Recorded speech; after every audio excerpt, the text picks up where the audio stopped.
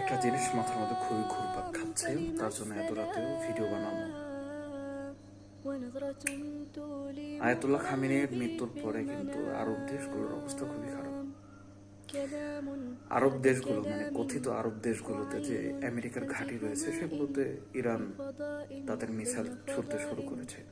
তো তখন আরব দেশগুলো একত্রিত হয়ে গেছে। হ্যাঁ, আমাদের আমাদের দেশে আমাদের বন্ধুরা ঘাঁটি বানায় রাখছে, সেগুলোতে তোমরা মিসাইল ছোড়ো। আমরা সবাই এক হয়ে গেলাম। আমরা সবাই এক হয়ে গিয়ে এখন ইরানের বিরুদ্ধে যুদ্ধ ঘোষণা করব। এটাই হইতেছে আমাদের পাক্কা ইমানের পরিচয় থাকবে। আমরা পাক্কা ইমানদার, আমাদের আকীদা অনেক সহি, আমাদের আকীদা সেই লেভেল। আচ্ছা, আমাকে একটা কথা বলেন তো, গাজার শিশু বাচ্চা, নারী, পুরুষ, মুসলমানদের উপর যখন নাকি অত্যাচার করা হয়, যখন নাকি তাদের উপর মিসাইল ছোড়া হয়, ফিলিস্তিনের মানুষের উপর যখন নাকি নৃশংসতা চালানো হয়, আমাদের প্রথম কিবলার ওপর যখন নাকি মিসাইল ছোড়া হয়, তখন তো আরব দেশগুলো একত্রিত হয় না?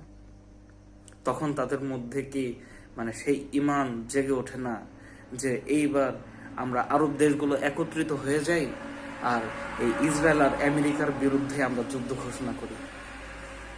তখন আমাদের ইমান কই থাকে? তখন আমাদের আকীদা কই থাকে?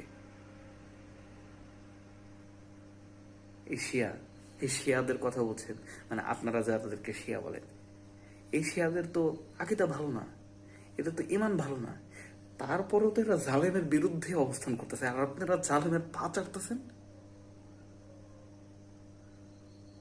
আপনি জালেমের পা চেটে আপনার আকীদা হয়ে গেল সহি, আপনার ইমান হয়ে গেল কঠোর, আর জালেমের বিরুদ্ধে তারা অবস্থান নিলে তারা খারাপ আকীদার হয়ে যায়, তাদের ইমান থাকে না।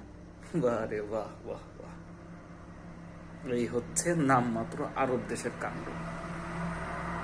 আল্লাহ তাআলা এই জালেমের পক্ষ নেওয়া সেই সব আরব শাসকদের উপর গজব নাজিল করুন এবং কি তাদেরকে ধ্বংস করে দিন। একটু হালকা লাগতেছে, যাই হোক, আপনারা সচেতন থাকবেন। কালো পতাকাধারী সেই দল কিন্তু বের হয়ে আসবে, আর সেই দলের অংশ কিন্তু আমরা প্রত্যেকটা ইমানদার লোকেরা হব। সেই দলের প্রত্যেকটা মানুষ কিন্তু জিহাদের জন্য আমরা সচেতন থাকবো। একটা জিনিস মাথার মধ্যে খুবই ঘুরপাক খাচ্ছে, তার